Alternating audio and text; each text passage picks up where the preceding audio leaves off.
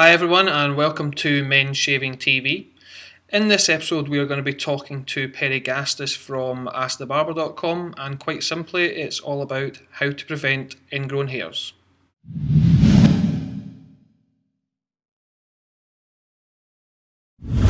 Hi everyone, it's Robert here, and I'm going to get the big white elephant out of the room before we start. I do have a beard and I'm presenting a Men Shaving TV type programme, so I'll get that out of the way first. I'm actually shooting some new training videos on men shaving topics, and the hair growth is actually for that. So apologies, and hope that answers your question on probably why you're thinking, why have I got a beard on a men shaving TV programme? Anyway, moving on. I think from time to time we'll all agree that ingrown hairs has caused a problem or two. It certainly did for me throughout my life, and it only takes one look on Google to type in top related shaving problems to find that ingrown hairs is top of that list. So I sat down with Perry Gastis from AskTheBarber.com again, and we quite simply for 7 to 10 minutes talked about ingrown hairs, covering topics from what causes ingrown hairs to actually how the best way solution to prevent ingrown hairs. So I hope you enjoy this video, you get something out of it, and if you did, I'd love for you to post a quick comment or a question below this video, whether you're watching it on our YouTube channel or over at menshaving.co.uk or even at askthebarber.com. So hope you enjoy the video, and again, hope to see you soon. Hi Perry, it's Robert here, how are you? Robert, I'm doing great. How are you? Yeah, all great over here. Hopefully my face doesn't look too red on the camera. I've got a bit of a Scottish heat wave happening over here, so we're all good. We're all good. That's nice. It's the opposite here in San Francisco. It's been cold, cold, cold. That makes a change. Well, I'm going to get cracking because we've got a lot to cover in this very short video. I've been doing a wee bit of a survey on my website, and one of the most common problems or pains when it comes to men shaving is ingrown hairs, which probably doesn't surprise you too much, because it was one of the main issues I always had when I was growing up and didn't have much in terms of education. So I'm going to pick your expert brains today, and I want you to clarify for everyone what is an ingrown hair and really what causes it.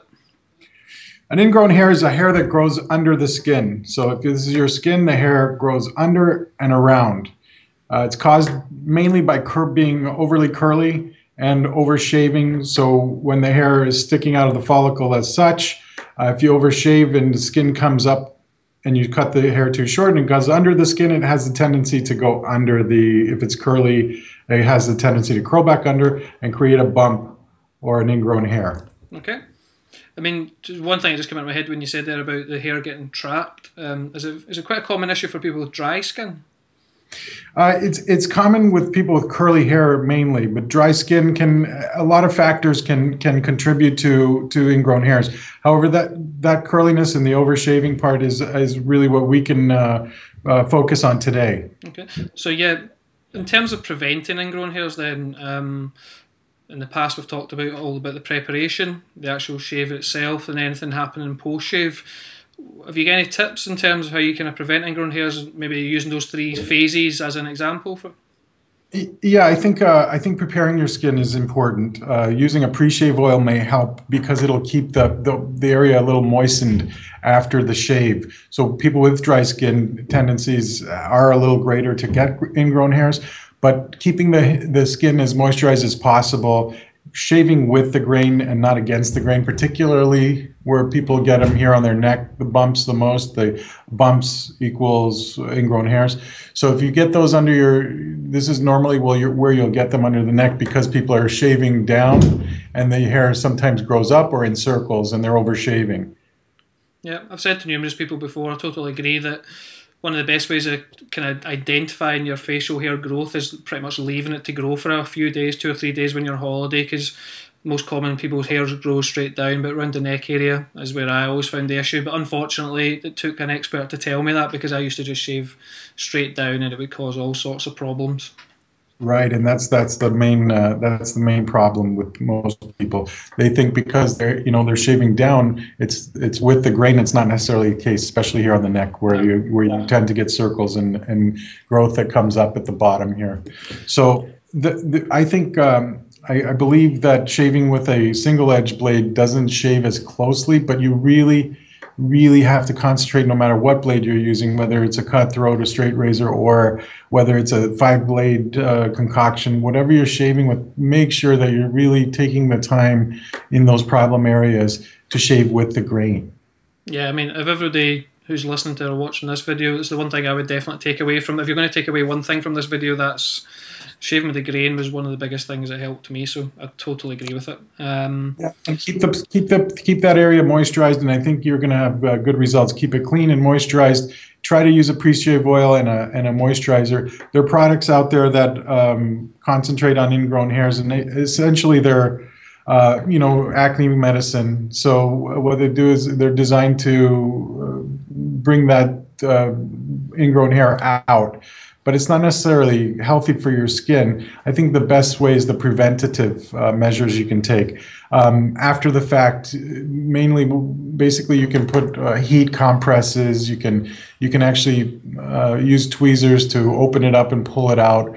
I wouldn't recommend really pulling it all the way out. I know it's human nature to want to get it out and pull it out of the follicle, out of the hair out of the follicle, but the out of the pore rather. But I really recommend kind of try to leave a little bit of that hair out and start to allow yourself to heal, your skin to heal around the hair. Because if you pull it out, it'll resurface, it'll happen again. Yeah.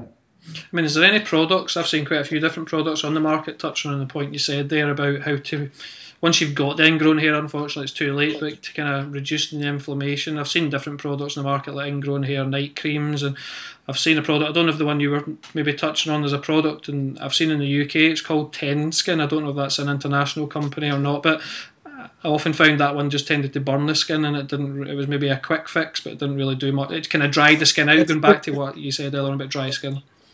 Exactly. It's just designed to get that it's essentially an acne medicine toned down. So that's what it's designed to do: dry it out and get the hair exposed so you can get it out. Those products are, again, it's like if you have a health issue, as always, most of the times it's better to be preventive rather than proactive after the fact. That's fine. I mean, is there any other top tips? I mean, that you're expert.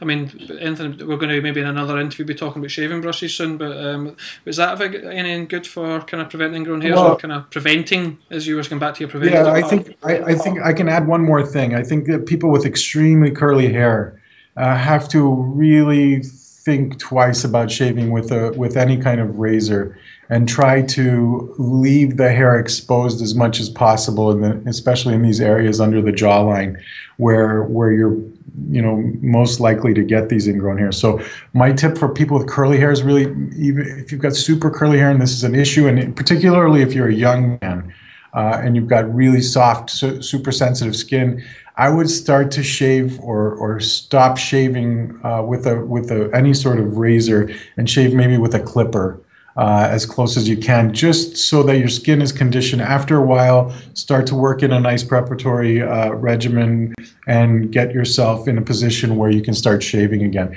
But the main thing is to have healthy growth out of the follicle, out of the pore, on a regular basis. And that's my best advice for ingrown hairs. If anybody has any questions more pointed than that, yeah, please free to bring it up with Robert, and we'll touch on it once again in a next interview. That's great, Perry. As I said, after this video finishes, I'll put some links to both our sites where we can pose questions to either of us, and we can, if somebody's got a specific issue they want addressed, so I'll put those links at the end of this video. But for the meantime, Perry, once again, thanks for your input, and we'll talk very soon.